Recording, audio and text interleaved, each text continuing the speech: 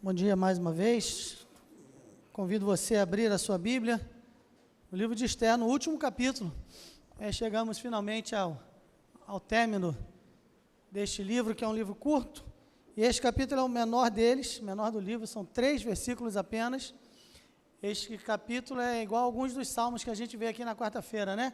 Pequenininho, mas bonitinho, né? Ele encerra o livro de Esther de uma forma tremenda, de uma forma gloriosa, como tudo que Deus faz. Tudo que Deus faz é para sua própria glória, e Ele o faz sempre muito bem. E nós vamos ler este capítulo, e então concluiremos, com a graça de Deus, o estudo deste livro. A gente interrompeu por alguns domingos, uma série de circunstâncias, mas hoje a gente chegou finalmente ao término dele. E depois, spoiler de mensagem, a gente vai estudar Abacuque, né? Mas não domingo que vem, porque depois eu fico 2 domingos fora por causa da cirurgia.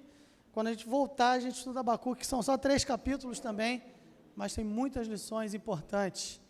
Tem gente que pensa que Abacuque é biscoito. Não, biscoito é cookie. Tem nada a ver com biscoito, não. Ok? Muito bem, capítulo 10, versículos de 1 a 3, a palavra de Deus diz: depois disto, impôs o rei Assuero tributo sobre a terra e sobre as ilhas do mar, e todos os atos do seu poder e do seu valor, e o relato da grandeza de Mardoqueu, a quem o rei exaltou, porventura não estão escritos no livro das crônicas dos reis da Média e da Pérsia? Porque o judeu Mardoqueu foi o segundo depois do rei Assuero, e grande entre os judeus, e estimado pela multidão de seus irmãos, procurando o bem do seu povo e proclamando a prosperidade de toda a sua descendência. Muito bem, irmão, se a gente fosse, até aqui a palavra de Deus, se a gente fosse resumir o assunto principal do livro de Esther, a gente poderia dizer: Deus vence. No final de tudo, Deus sempre vence. O nosso Deus, Ele é um Deus vencedor, é um Deus que não pode perder. Conquanto algumas vezes, algumas circunstâncias possam nos dar a impressão de que a obra de Deus, o reino de Deus está retrocedendo, está fraquejando, está prestes a desaparecer até, não se deixe levar por esta impressão, porque ela é apenas uma impressão errada. Deus sempre vence. Deus é o Senhor do tempo, é o Senhor do universo, é o Senhor da história. Ele tem todas as coisas nas suas mãos, debaixo do seu controle, e nada acontece fora dos propósitos e ou permissões de Deus. Sempre quando alguma coisa acontece, por mais estranha, bizarra ou ruim que possa nos parecer, é porque Deus assim o permitiu. Não existe aquela coisa de Deus falar: puxa vida, não era para ter acontecido isso. Deus não se surpreende, Deus não é pego de surpresa, Deus não se engana, não se esquece, Deus não deixa nada por fazer. Tudo aquilo que Ele disse que faria, Ele o faz e o fará. E até coisas que Ele não disse, mas estão escondidas naquilo que se chama de o secreto conselho de Deus. Estas coisas acontecerão porque a vontade de Deus, ela é soberana. É um princípio, né, que da soberania de Deus, e que nós precisamos entender isso de uma forma muito clara e muito segura nas nossas vidas. O Senhor é soberano, Ele tem potestas, Ele tem poder. Não há nada que fuja às mãos de Deus. Deus não pode ser vencido, Ele não pode ser enganado, Ele não pode ser posto de lado, Ele não pode ser passado para trás. Então, Esther fica muito claro, esse livro de Esther fica muito claro para nós, exatamente este princípio: Deus vence. E é interessante que o livro leva o nome de Esther, mas Esther parece que ela não aparece muito no livro, já reparou isso? No capítulo 1 ela não aparece, né? Depois, no capítulo 2, ela é meio que levada de forma contrariada. Eu disse para os irmãos que ali no original o texto dá a entender que ela foi levada, não é que ela tenha se voluntariado para participar do grande concurso Miss Pérsia, não é algo que ela quisesse, ela foi levada, porque mandaram buscar as mais bonitas, ela era bonita, então ela foi levada para lá, mas a partir do capítulo 3 é que ela começa a aparecer, e o livro termina sem citar o nome de Esther. Reparou isso? Parece que o personagem principal ali é Mardoqueu, aquele homem que criou a menina, uma judia órfã, e ele a cria, ele ensina valores para ela.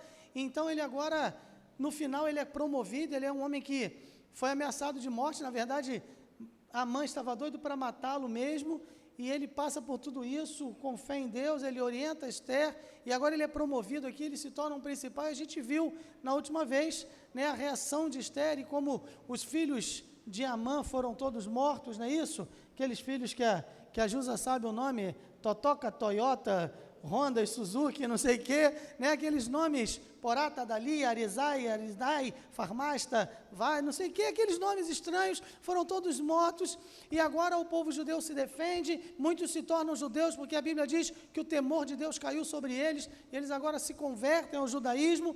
Muito bem, e o livro termina com esses 3 versículos interessantes. Mas embora Esther não apareça aqui, a gente precisa entender já de cara uma lição importante, que o poder e a influência da vida de crentes fiéis não necessita da sua presença física. Mesmo quando eles não aparecem, mesmo quando eles não estão, nós sentimos a influência das suas vidas sobre as nossas vidas. Esther é uma mulher que, interessante que ela é extraordinária, principalmente pelo fato de não ser extraordinária. Já reparou nisso? Porque existem pessoas que aparecem na Bíblia que são pessoas, né, interessantíssimas. Davi. Eu sempre falo de Davi. Davi era casca grossa, né? Ele agarrava o leão pela juba, ele encarava o urso, arrancava a ovelha da boca do urso, isso quando ele era um menino. Que garoto brabo é esse, né? Davi era multitarefas, ele compunha hinos, ele fabricava instrumentos, ele matava gigantes nas horas vagas, né? Ele comandava exércitos. Davi é um camarada extremamente talentoso. Moisés também, a Bíblia diz que ele era poderoso em palavras e em obras, e livros seculares de história, bons livros, nos contam que Moisés, quando ele viveu no Egito, antes dos 30 anos, ele já era um general do exército, e ele esteve à frente do exército egípcio para combater uma revolta de um povo, dos etíopes, que queriam se libertar do jugo dos egípcios, e Moisés estava lá, à frente do exército. Ele era um guerreiro, ele é um legislador, é um camarada cheio de talentos, e outros também. Mas o que a Bíblia nos diz de Esther? A Bíblia diz que ela era bonita. Bom, ser bonita não é, na verdade, um talento, é um dom, é uma graça, né? Tudo bem, ela era bonita e Deus usou a beleza dela para chamar a atenção daqueles que iam buscar as meninas, chamou a atenção, mas ela não prevalece pela beleza, percebe isso? Esther, mas a Bíblia também não diz que ela era cheia de dons. A Bíblia não fala que ela era uma grande oradora, né, fazia discursos emocionantes. A Bíblia não fala que ela era uma legisladora competente. A Bíblia não fala que ela era uma líder nata. A Bíblia não fala nada disso. E é isto que torna Esther tão extraordinária e consola o meu coração, porque Esther é uma pessoa comum, como eu sou. Esther não é cheia de talentos, como eu também não sou, à exceção da beleza, que eu também tenho de sobra, né? Mas tirando isso, os irmãos percebam que ela é uma pessoa comum, que é fiel a Deus, e a sua influência se faz sentir justamente porque ela é fiel a Deus.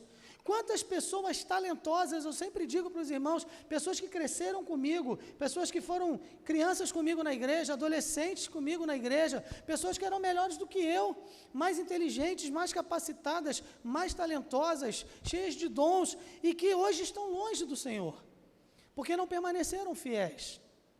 O que faz a diferença, na verdade, claro, se você tem talentos e pessoas muito talentosas, e todas elas que o são pela graça de Deus, porque tudo vem de Deus, né? Se você tem talento em qualquer área, não importa qual seja, foi Deus quem te deu, não se orgulhe, não se vanglorie disso, mas o fato é que, mesmo que pessoas que não sejam tão talentosas, pessoas comuns, como a maioria de nós, né? Existem aquelas pessoas que Deus dá um talento especial em uma determinada área, e pessoas que mudam muitas vezes a situação e marcam o seu nome na história, ok, mas muitas dessas pessoas passaram, viveram, morreram e perderam a sua alma porque não eram fiéis a Deus. O que torna Esther uma mulher extraordinária é exatamente isso, é o fato dela ser comum, mas ela colocar o seu ser comum nas mãos de Deus. Ela é uma órfã, ela é uma judia de um povo que é escravo no império pagão, no império que não adorava a Deus, de um rei que era, teologicamente falando, um nojento. Lembra disso? Assuero era um nojento, né? E ela é levada para ser esposa desse camarada, e ela passa certamente por humilhações ali, porque todo este processo da escolha da rainha era uma humilhação também, e ela passa por todas estas coisas, e ela está tímida lá no palácio até que Mardoqueu a chama à responsabilidade. Então ela coloca o seu ser comum nas mãos de Deus, que é especial. E é aí que as coisas começam a mudar. É quando realmente ela assume essa atitude. Então a gente aprende com Esther isso, que embora sendo pessoas comuns, nós podemos realmente fazer a diferença. Nós só faremos a diferença quando acreditarmos que pessoas comuns como nós podem ser usadas por Deus para fazer diferença. E Esther se coloca nas mãos do Senhor. Interessante que nós aprendemos com Esther também uma lição de humildade, porque quando a gente viu lá no começo, a gente vê que aquelas jovens todas que foram levadas para participar daquela seleção para escolher a próxima rainha, elas ficavam um ano se preparando, né, isso com cremes e pinturas e técnicas de sedução e aprendendo danças sensuais para atrair o rei, uma série de coisas que aconteciam, e era dado a cada uma delas tudo aquilo que elas pedissem. Olha, eu quero estas joias para ficar mais bonita, eu quero um penteado assim, eu quero isso, eu quero aquilo, e tudo era dado para que elas apresentassem o seu melhor. Mas a Bíblia diz que Esther não pediu nada, apenas o que deram para ela. Olha, usa isso aqui, ela pegou, usou. Então Esther ensina para nós uma lição de humildade, né? Ela não se deixa levar por aquela, não se fascina por aquele encanto do palácio. Ela não se deixa levar por aquele ambiente que, com certeza, era um ambiente tóxico, né? E sob muitos aspectos. Imagina um monte de mulheres juntas querendo ser a rainha do maior reino do mundo. E aquela preparação e tudo aquilo, e os olhares atravessados assim, né? Que mulher não costuma fazer isso não, mas às vezes fazem, aquela olhada assim, né? E aquele negócio todo, e aquele ambiente, aquela concorrência. Esther não se deixa levar por nada disso. Ela é uma mulher que nos ensina a humildade. Esther nos ensina a ser uma mulher de oração. Quando ela é confrontada por Mardoqueu, ela fala, olha, nós vamos jejuar aqui, vamos orar por 3 dias, depois eu vou falar com o rei. Esther nos ensina a ser uma mulher de coragem, que a partir do momento em que deposita a sua vida nas mãos de Deus, ela não teme nada nem ninguém. Assuero era um camarada que, se alguém ousasse chegar diante dele sem ser chamado, era condenado à morte. Olha que coisa ridícula, absurda, mas era assim.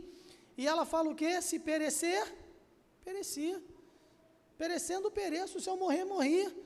Eu tenho que fazer algo. Eu confio a minha vida nas mãos de Deus. E se eu viver, eu viverei. E se eu morrer, eu morrerei. Esther nos ensina isso. Veja, uma mulher comum, uma menina, quando foi levada para o palácio.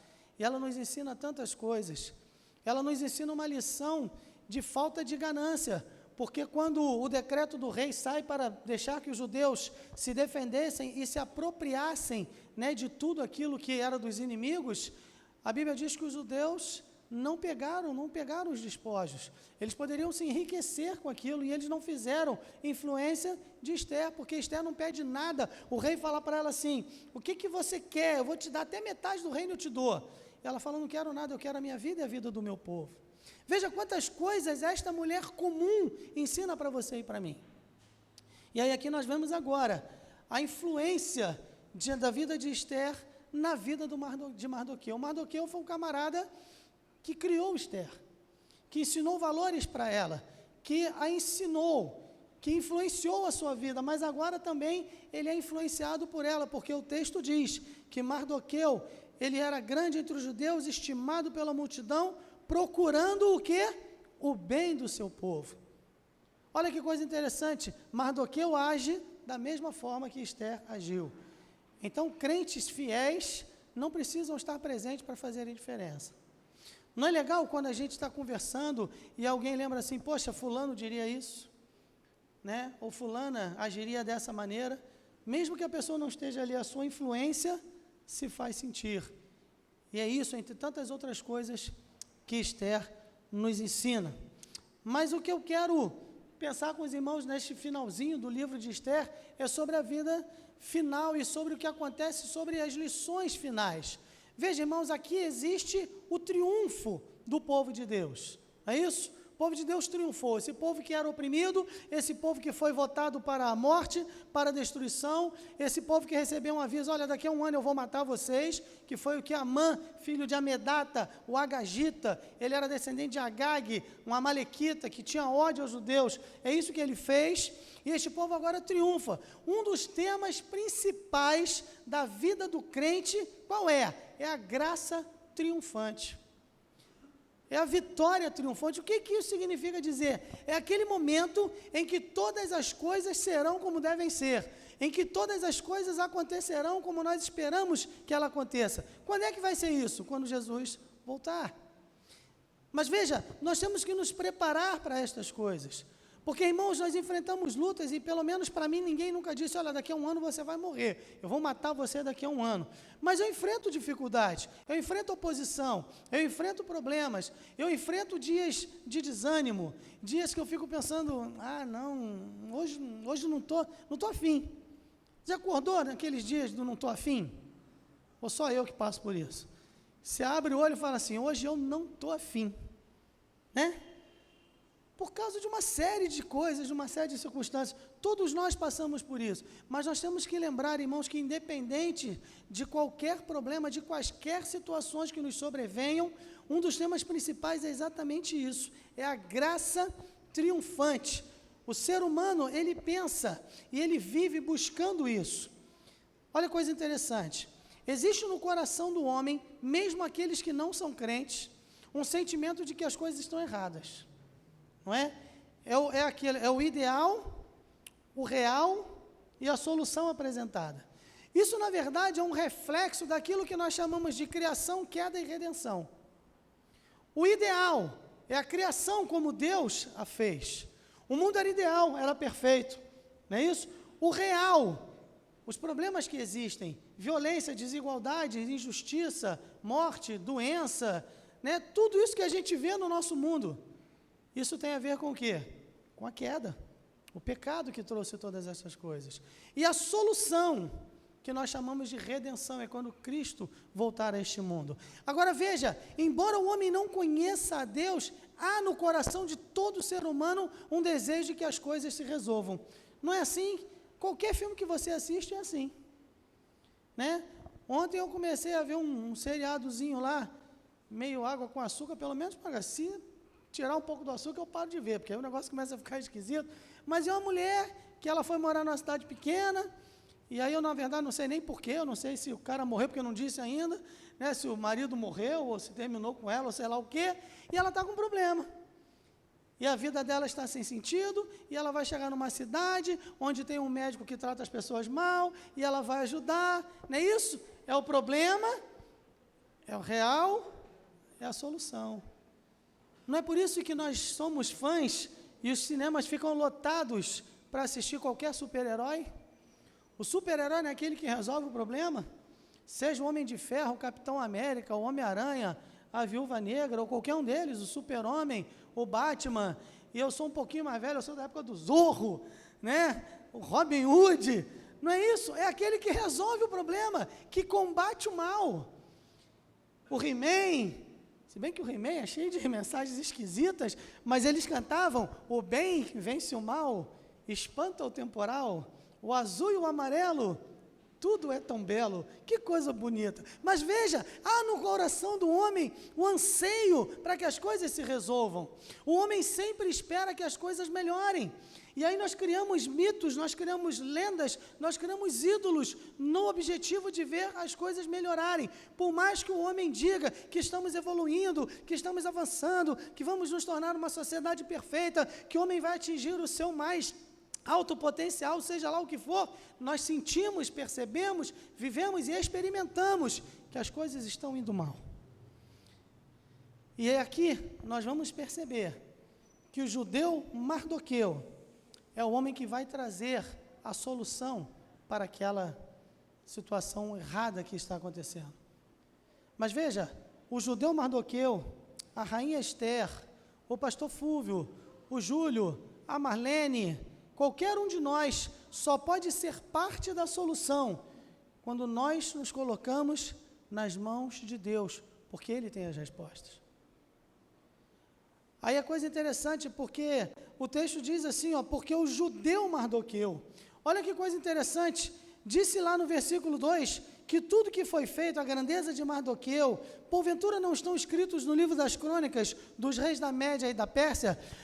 Alguém aqui já leu as crônicas dos reis da Média e da Pérsia? Nunca leram? Nem eu. Na verdade, ninguém leu, porque isso se perdeu há milhares de anos. Foi registrado tudo, mas tudo se perdeu. O que ficou foi a palavra de Deus. E a palavra de Deus não fica exaltando homens desnecessariamente, porque o poder pertence a Deus. Percebe isso? Existiram relatos das grandezas dos egípcios, dos assírios, dos babilônios, dos romanos. Muita coisa se perdeu, mas a palavra de Deus não se perde. E aqueles que se colocam nas mãos do Deus da palavra e confiam na palavra de Deus, estes têm os seus nomes marcados para sempre, se não na história deste mundo, mas no livro da vida.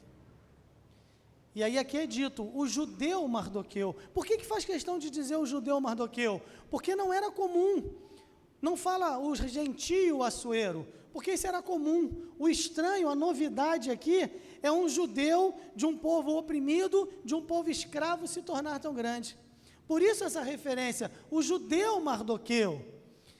Mas, irmãos, entendam uma coisa, quem controla o reino da Etiópia, o reino da Pérsia, que vai da Índia à Etiópia, 127 províncias governadas por Assuero, quem controla este reino não é o rei Assuero, é Deus.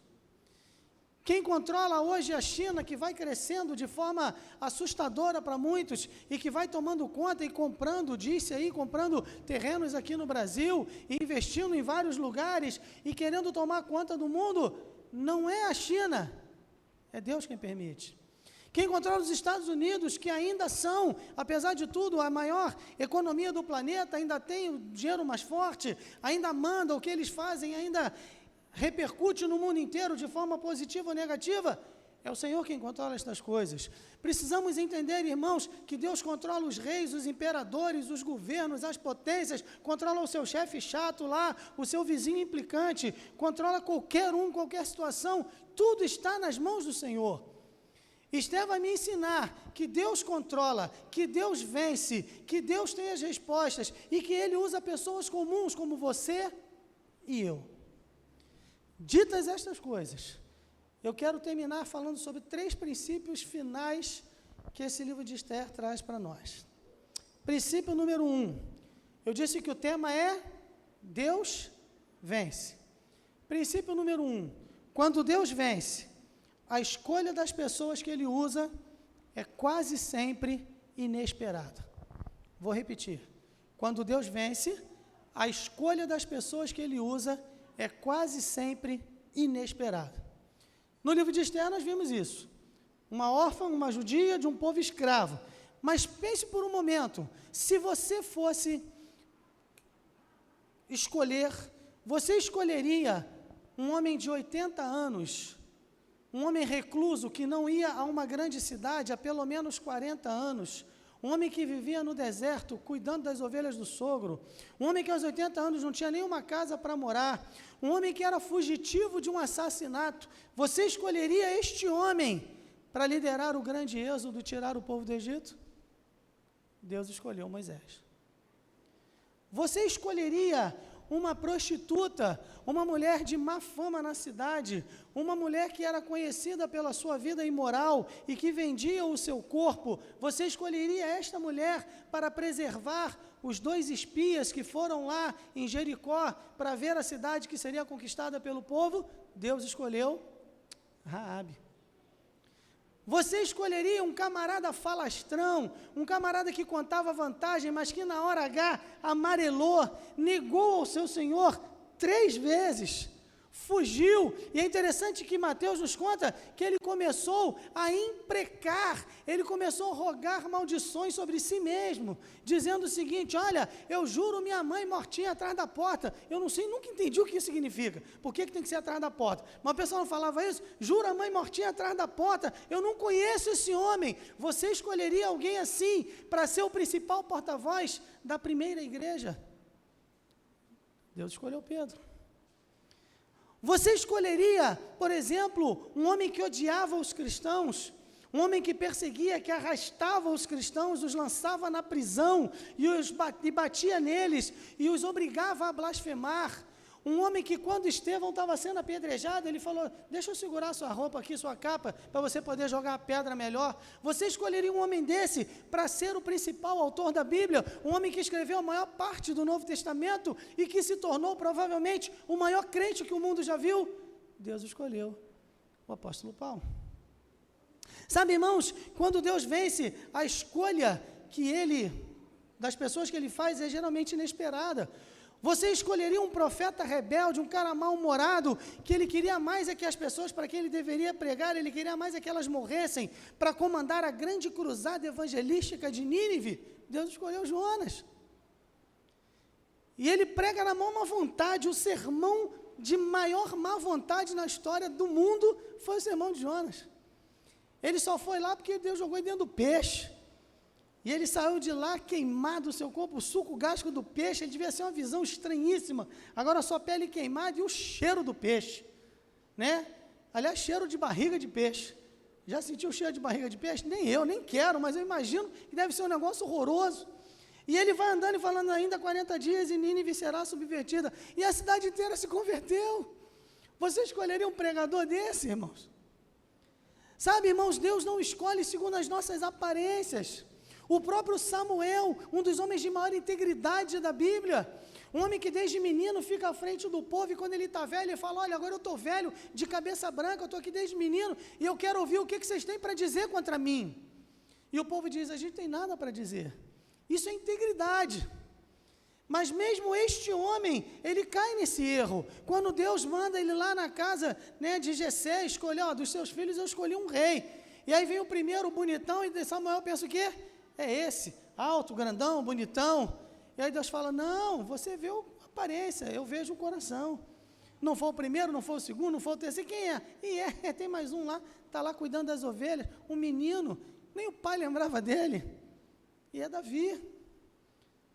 O povo escolheu Saul por quê? Porque ele era bonitão, altão, fortão, moreno, aquela cabeleira bonita, não é isso? A Bíblia diz que do ombro para cima ele sobressaía todo mundo. Esse é o rei, esse é o camarada, frouxo, medroso. A vida de Saul é marcada pelo medo. Quando ele foi consagrado rei, ele estava com medo, escondido atrás da bagagem. Ele tinha medo de Davi, ele tinha medo de Golias, ele tinha medo dos filisteus, ele tinha medo de tudo, grande e bobo, mas era bonitão. Sabe, irmãos, as escolhas que Deus faz quase sempre são inesperadas. E aí, mais uma vez, quem escolheria uma menina órfã judia lá de um povo oprimido para ser rainha e para salvar o povo? Mas Mardoqueu diz: quem sabe, Esther, se para tal tempo como este não foste tu elevada a rainha? Quem sabe para um tal tempo como este você não está aqui na igreja de Vargem Pequena? Quem sabe se para tal tempo como este você não trabalha onde trabalha, estuda onde estuda, faz o que você faz? Quem sabe? Deus faz escolhas inesperadas porque Ele não se prende aos nossos padrões. O apóstolo Paulo diz isso aos Coríntios: vede a vossa vocação, não são muitos os grandes, os poderosos, os sábios deste mundo, mas aqueles pequenos, aqueles simples, aqueles que não são, para confundir aqueles que são, porque toda a glória tem que ser dada somente a Deus. Esse é o primeiro princípio do livro de Esther. O segundo princípio é que quando Deus vence, as qualidades que Ele exalta são quase sempre despretensiosas. Olha que coisa interessante, o Salmo... Sumiu meu Salmo. Salmo 78. Salmo 78, versículos de 70 a 72. Também elegeu Davi seu servo e o tirou do aprisco das ovelhas e o tirou do cuidado dos que estavam prenhes para apacentar a Jacó, seu povo, Israel, sua herança.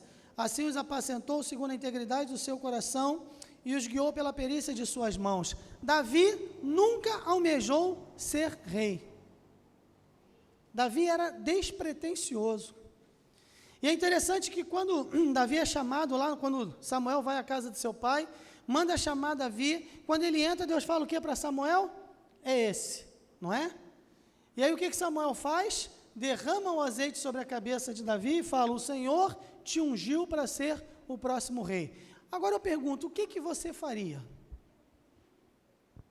Não sei, mas eu provavelmente ia sair dali, ia procurar uma gráfica, mandar fazer uns cartõezinhos de visita escrito assim: Pastor André, futuro rei de Israel. Né?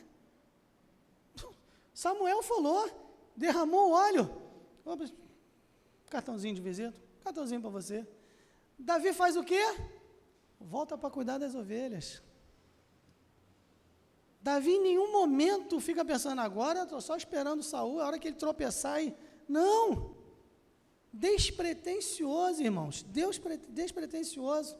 Aí o apóstolo Paulo fala em Filipenses capítulo 2, porque tende em vós o mesmo sentimento que houve em Cristo Jesus, o qual, sendo achado na forma de Deus, não teve por usurpação ser igual a Deus, antes aniquilou-se a si mesmo e, assumindo a forma de servo, foi obediente até a morte e morte de cruz, pelo que Deus o exaltou soberanamente e lhe deu um nome que é acima de todo nome, para que ao nome de Jesus se dobre todo o joelho dos que estão, anjos, na terra, homens, e debaixo da terra, demônios, e toda língua confesse que Jesus Cristo é o Senhor. Tende em vós este sentimento. Sabe, irmãos, despretensão. Tem gente que é pretensiosa, mas Deus busca pessoas despretensiosas. Senhor, eu estou aqui. Se o Senhor quiser me usar para me colocar diante de 100 mil pessoas, o Senhor vai usar. Se o Senhor quiser me usar para falar com uma pessoa, então o Senhor vai me usar, mas eu quero fazer o que o Senhor quer. Eu não preciso das multidões, não tem um cântico que diz, eu não preciso ser reconhecido por ninguém, a minha glória é fazer com que conheçam a Ti, e aí cita as palavras de João Batista, e que diminua eu, não é isso que João Batista fala? Convém que ele cresça e eu diminua. As qualidades que Deus busca são quase sempre despretensiosas. Veja, o texto diz, volta lá em Esther, já está aqui, por favor, versículo 3. Olha que coisa interessante. Porque o judeu Mardoqueu foi o segundo depois do rei Assuero, grande entre os judeus, estimado pela multidão de seus irmãos, procurando o bem do seu povo. Literalmente ali está escrito no hebraico, e Mardoqueu falava shalom para o povo. Sabe o que isso quer dizer? Mardoqueu buscava a paz. Mardoqueu buscava falar de shalom. Shalom não é só paz. Quando o judeu fala para o outro shalom, ele está desejando a paz interior, a paz na família, a paz no seu trabalho, a saúde física, a saúde emocional, a saúde espiritual, a prosperidade material. Não é tomar posse e sentir cheiro de chave de mansão, nessas palhaçadas não. É a prosperidade no sentido de que Deus supra todas as suas necessidades, como o apóstolo fala, o meu Deus, segundo a sua boa vontade, suprirá todas as vossas necessidades em Cristo Jesus. E o apóstolo Paulo diz, eu aprendi a ter fartura e a padecer necessidade, eu sei ter muito e eu sei ter pouco ou não ter nada, isso é prosperidade. Então shalom envolve todas estas coisas. Mardoqueu falava shalom. Não tinha um cântico também quando era criança que a gente cantava, anunciamos a paz, anunciamos a paz, anunciamos a paz, anunciamos a paz em Jesus. Não é isso? Letra difícil. Anunciamos a paz, depois anunciamos a fé, depois anunciamos o amor. Veja, shalom. Mardoqueu falava shalom para o povo. Mardoqueu, ele agora é exaltado, ele anda com roupas reais, vestes finas, dinheiro no bolso, coroa na cabeça, pessoas andando à sua frente dizendo, aí vem Mardoqueu, mas ele se preocupa com as pessoas. Quando Deus vence, a qualidade que Ele busca, as qualidades que Ele exalta são quase sempre despretensiosas. Aqueles que mais fazem para Deus são aqueles que menos acham que são capazes de fazer. Deus chama Moisés e Moisés fala, Senhor, eu? Não, sou pesado de língua. Senhor, eu tenho 80 anos. senhor já entendeu isso? O senhor lembra quando eu nasci? O senhor estava lá, né? 80 anos. Essa semana eu ia no INSS dar entrada na aposentadoria, para pegar lá a aposentadoria rural. Eu estou aqui cuidando das ovelhinhas do meu sogro. Eu não tenho nem casa própria, Senhor. Eu moro com meu sogro, com 80 anos. Não, Moisés, é você. Jeremias, do ventre da tua mãe te escolhi, as nações te constituí por profeta, eu vou te mandar e você vai falar. Eu te coloquei para edificar, para derrubar, para construir, para destruir. Jeremias, Senhor, eu sou uma criança, não sei falar. Mas tem gente que não é o contrário. Não, deixa comigo. É o crente com síndrome de Romário, né? Romário dizia, manda em mim que eu resolvo. O problema é que ele resolvia, né? Mas no futebol. Mas vida cristã não é jogo. Vida cristã não é jogo. Estava falando com o Joel hoje, né? Falando de seminário. Tem gente que escuta um psil e acha que foi chamado. Não, fui chamado você pastor. Escutou um psil. Tem gente que nem o psil escutou. Não é chamado nem assoviado, é oferecido. Não, Deus busca pessoas que sabem que não podem. E Ele vai usar de acordo com a verdade, com a vontade dEle. Coloque-se disponível para o Senhor, mas seja despretensioso. Último princípio. Quando Deus vence, a mensagem que Ele honra é universal. Veja, diz que o texto que Ele proclama a prosperidade de toda a sua descendência. Não haviam judeus apenas em Suzã, apenas na Pérsia. Haviam judeus que tinham ido para Jerusalém, né, já tinha saído o decreto, havia judeus espalhados em vários lugares, e ele pensa em todo o seu povo. Ele está preocupado, se for para mim, pede para ligar depois. Ele pensa em todos aqueles que são judeus, porque ele quer falar da Shalom de Deus. Nós precisamos anunciar esta Shalom de Deus a todas as pessoas. A mensagem é universal, a mensagem é para todos. O Nilson falou aqui, como é que é? O ID não prevê exceções. E Mardoqueu falava para todos. Mardoqueu se preocupava com o bem de todos. Quando Deus vence, a mensagem que Ele honra é universal. Em Mateus, o texto que o Nilson leu aqui, ide fazer discípulos de todas as nações. Sabe, irmãos, Deus vence e Deus vencerá. E há um texto que eu quero ler aqui para terminar, que é 1 João capítulo 3, versículo 2. Amados, abra sua Bíblia lá para a gente poder ler junto. Se der para colocar aqui, 1 João 3, 2. Se não der, não tem problema não. 1 João 3, 2. Vamos ler todos juntos. Eu vou ler a primeira vez. Talvez a sua tradução seja um pouco diferente, mas se der a gente lê. Ah lá, está ali, ó. Está ali. Vamos ler que a gente lê todos juntos na mesma tradução. Vamos ler? João fala assim: amados, agora somos filhos de Deus, e ainda não é manifestado o que havemos de ser, mas sabemos que quando Ele se manifestar, seremos semelhantes a Ele, porque assim como é, o veremos. Agora, se você tem coragem e se você tem convicção, você repete comigo: eu vou ver Deus. Eu vou ver Deus. Assim como é, veremos. Se você for no versículo 3, ele vai dizer: e todo aquele que tem esta esperança, purifica-se a si mesmo, assim como ele é puro. Sabe, irmãos, o que o apóstolo João está dizendo é o seguinte: o melhor ainda está por vir. Ih, tem alguém que fala esse negócio por aí, né? Melhor ainda está por vir, vem a bênção aí, também não é desse tipo de bobagem que eu estou falando. Eu estou falando da volta de Jesus. Quando Ele se manifestar, quando Jesus Cristo se mostrar novamente ao mundo, então Ele vencerá de forma definitiva. Não se engane, essa é a missão de Esther. Deus vence. Se o mundo crê ou não, Deus vence. Se as pessoas gostam da ideia ou não, Deus vence. Se as pessoas vão se curvar diante dEle como Senhor agora ou só na volta dEle, Deus vence. E o melhor de tudo, irmãos, é que nós o veremos não mais pela fé, mas pessoalmente. Não mais em bendita esperança, mas na realidade cumprida plenamente. Esther me ensina que por piores que as coisas possam parecer, e a gente vai lendo o livro de Esther e a gente vem acompanhando, cada dia era uma notícia pior do que a outra.